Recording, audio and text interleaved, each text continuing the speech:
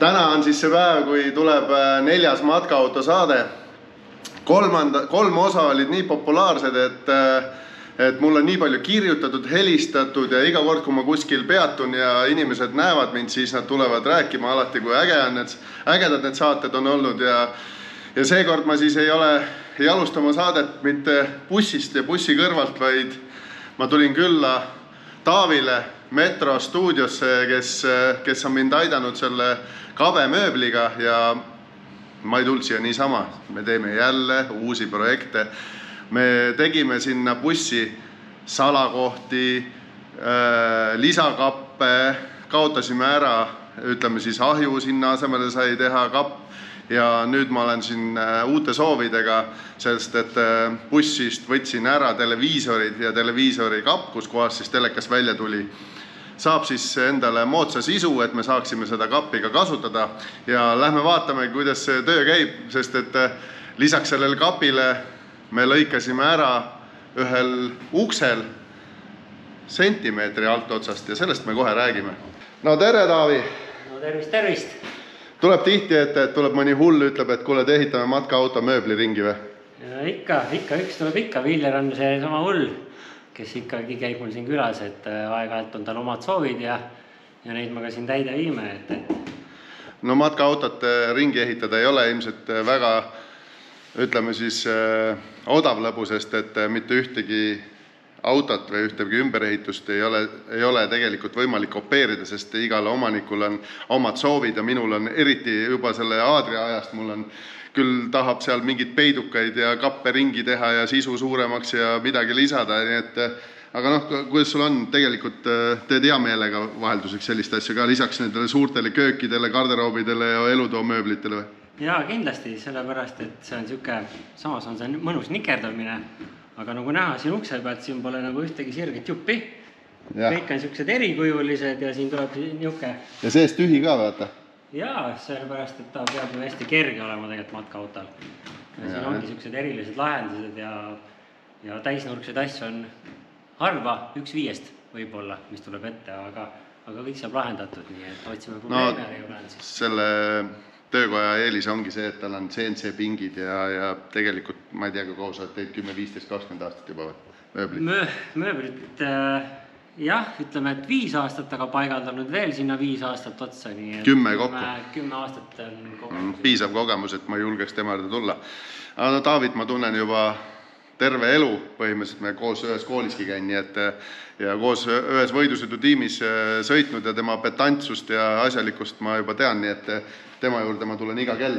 Seal taga siis on CNC pink, millega ta siis lõikab vähe keerulisemaid tükke ja see, miks me siin ust praegu lõikame, on sellepärast, et ma toppisin endale ju Glesana WC-poti sellest kohe pikemalt ja Maxvani siis imema sealt välja siis ebameeldivat lõhna, kui see peaks tekkima mingil põhjusel. Ja õhku on vaja kuskilt peale saada ja see mõtlesime, tulime kavala nipi peale, et lõikame siis WC ukselt sentimeetri alt ära, et õhk saaks sealt sisse. Ja lähme juba bussi ja ma näitan siis, mida me siis veel Taaviga oleme teinud. Peidukaid küll ei näita, aga küll me oleme seal muutnud oma jagu. Igatahes. Tulin bussi, et näidata teile seda, mis selle ukse lõikamise põhjuseks on.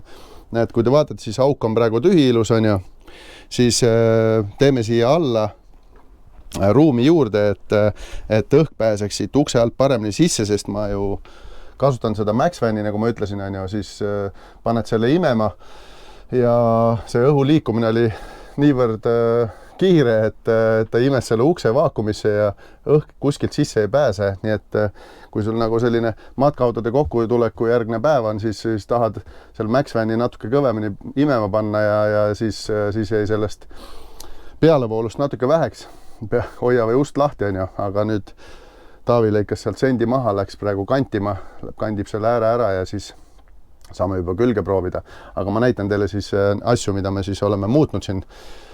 Kui te vaatate, siis selle koha peal on siis Dometico Tech Tower, kus on all on külmik, sügavkülm ja siin siis oli tegelikult praeahi. Ja kuna meie siin praeahus süüa ei teinud ja ei taht ka siin voodi kõrval, siis tegime Taaviga sellise ahjukoopia mis on tegelikult üks kapp, valgustatud kapp, mida me kasutame siis toiduainete jaoks ja välja näeb siis nagu oleks tehasest juba nii mõeldud ja tehtud. Ärge pange tähele, segadus on majas, sest töö käib, aga see kapp tegelikult on väga-väga suureks abiks. Ennem ei olnud mitte kuhugi panna neid toiduaineid, sest kuna meil endal on veel mikrouun ka kasutuses, siis see võtab ka ühe kapi jagu ruumi ära ja kuna sul on lapsed ka kaasas, siis seda toitu omajagu kulub. Mikrouuni peale sai teha siis ka ilus kõlar. Siin on siis sees IGEA Sonos kõlar, mis mängib ilusat puhast muusikat ja samas ei karju ka ja ei saa aru ka, et see kõlar on. Näed, ja siin trepi all, kes teab, kes on kabedas käinud, siis siin on tegelikult 3 trepiastet, mis on seest küll tühjad, siia ligi ei pääse. Garaaži poolt küll osaliselt sai sinna ligi, aga sellest väga palju praktilist abi ei olnud. Siis mõtlesime välja Taaviga, et teeme siis, kaotame ära ühe trepiastme, sest tegelikult piisab ka sellest 2 siin ja tegime siis selle tühjaks ja siia sisse ma saan siis nüüd ladustada üsna palju asju ja samas kui on vaja, siis ma saan garaaži poolt siia sisse panna ja samas garaažist kätte ka. Nii et sellised asjad on võimalikud, kui natukene mõelda ja anda Taavile mõni idee, et vaja sinna midagi sellist teha, siis tema viib selle kindlasti ellu, sest ta on nii palju mööblit ehitanud, et tal on alati ettepanekuid, isegi kui minul ei ole ettekujutust ja ütleme siis ma ei oska talle kirjeldada, mida ma siis täpselt tahan, siis koos siin autos olles alati lahendus tuleb ja nii oli selle vana Aadriaga kui ka nüüd siis selle kabega. Ja hetkel, miks ma siin põhiliselt olen, on sellepärast, et telekakapist, vanast telekakapist, kus telekas käisid alt välja, saab siis täiesti tavaline kapp, kus mul siis natuke panen tehnikat ja siia saab ka siis muid asju ladustada, mida ennem ei saanud ja tegelikult palju sa seda telekat ikka siin vaatad, et kapp oli täitsa kasutu ja kuna ma võtsin kasutusele televiisorite asemel projektorid nii ette kui taha, siis televiisorid läksid välja, mõlema puhul umbes 10 kilo kaaluvõitu ja veel lisaks boonuseks üks kapp, mida siis saab jälle kasutada. Nii et nüüd on meil panipaikasi juba nii palju, et enam ei ole isegi kapid pungil täis, see on nagu eriti lahe ja ma näitan teile siis seda, kui projektoriks jutt läks, siis siin taga on, projektor on kapi all ja siin on ainult üks valge ekraan, mis kaalub 200 grammi ja kui käima panna, siis ideaalne pilt on seal ka olemas. Näed, Taavi tuli tagasi. Nüüd uksega aitan või? Jaa. Võtan otsast kinni. No vaata, õigel ajal ma just rääkisin siin, mis me siin teinud oleme. Ma ei tea, kas mul kõik asjad meel tuli ja ma kõigest ei tohi rääkida ka, ega siis neid peidukaid ja salakohti ma välja ei rääkinud. Muidugi. Räägin siis teile sellest Glesana WC potist ka siis natukene. Sai siis suvel ennem pika reisi sai kõvasti vaeva nähtud ja see, mis iganes ta nüüd oli, Tedford blablabla 260 sai välja visatud ja üks ühele läheb täna tegelikult see Glesana sinna ilusti asemele.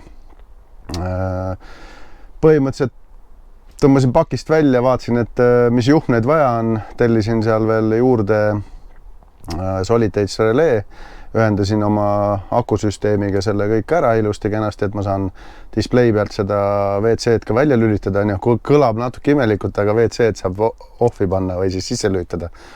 Ja kuna ta tahab seal mingisugust kogust voolu, siis 10-ruudused kaablid läksid ilusti kenasti taha ja sai selle poti paika, nii et see display läheb üks ühele vana asemele ja poti enda siis kinnitused ka tegelikult peaaegu, et sobivad sinna, kus kohas oli see vana pott.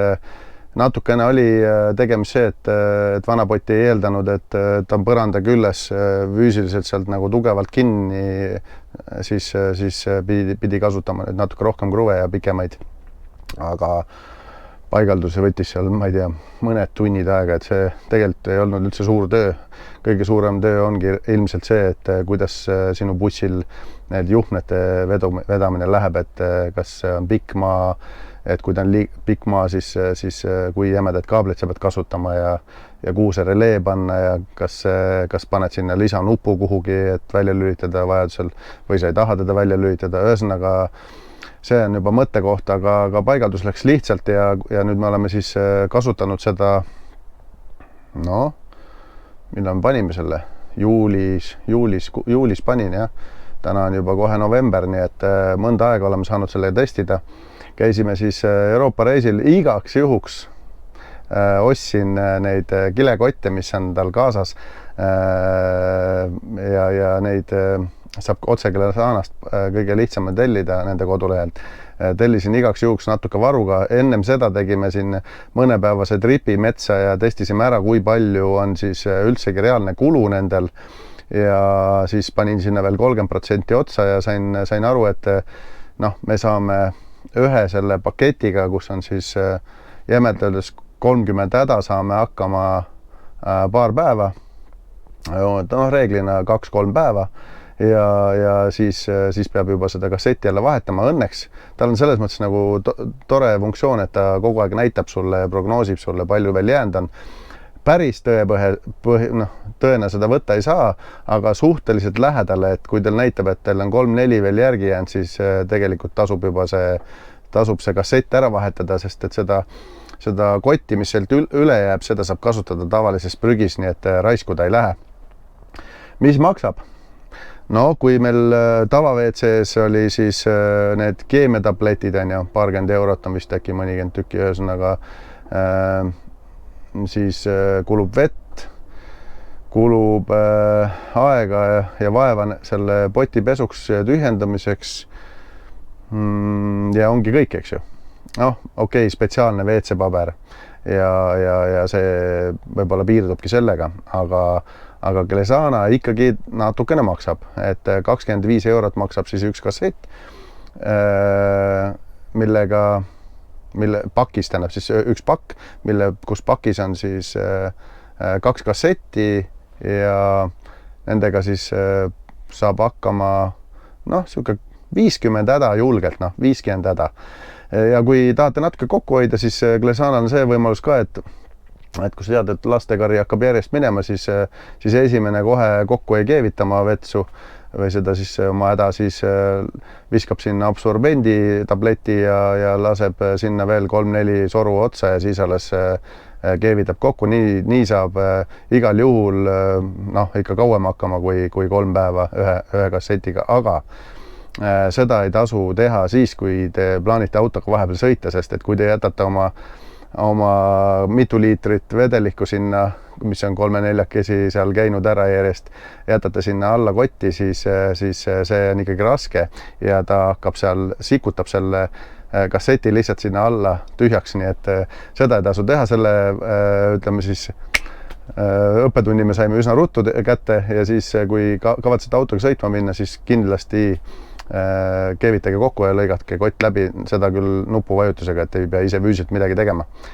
Ja üks häda tuleb seal, jämedalt võib öelda, et 1 euro ringis äkki üks häda, nii et võib-olla natukene vähem, aga suurusjärk, sest et pead arvestama, et absorbent maksab natuke, mida siis tegelikult on soovitav kasutada, kui te teete ainult number 1, sest et seda vedelat imelikku kilekotti on oluliselt ebamugavam ära viia kui ühte tahket, et seda absorbenti paneme juba sellepärast, et näeks parem välja seal potis ja kui sa kavatsed sinna teise häda ka otsa teha, siis ta lihtsalt ei pritsi laiali.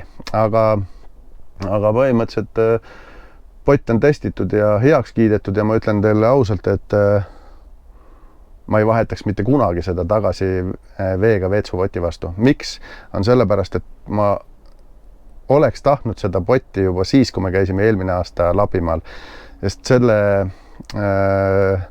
tühjendamine on täiesti võimalik suvalisse prügikasti, sest et need on biolagunevad kotid, teoreetiliselt sa võid ka need maha matta, sest et need kotid on väidetavalt kasutuses ka meditsiinis, kus siis pakendatakse organeid, on ju. Kott on väga tugev, mitte mingisugust hirmu ka ei ole, et see peaks ise katki minema.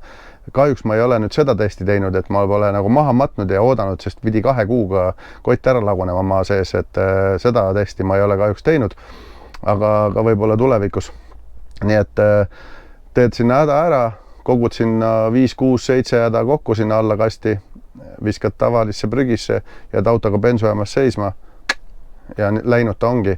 Mingisugust probleemi, mida ma veel tähele panen, et meie veepaak, mis meil on puhta veepaak, ei saa enam tühjaks nii ruttu ja ma ei pea otsima seda spetsiaalset WC-paberit, mis siis ilmtingimata nii ära laguneks. Ma saan täiesti tavalist, suvalist WC-paberit kasutada, mida kasutatagi kodus. Ja keemia ostmine jääb ära, harjatamine jääb ära, et sa ei pea sellega mingit vaeva nägema, kui sul oligi natukene liiga räpakas see tegemine see hommik, on ju, siis vajuta lihtsalt XL ja kogu see asi kaob sinna kotti, nii et väga soovitan, et hind ei olnud ka mingi 1500 eurot äkki kogu see komplekt kokku ja paigaldus, ma räägin seal 2-3 tundi ja on see aetud.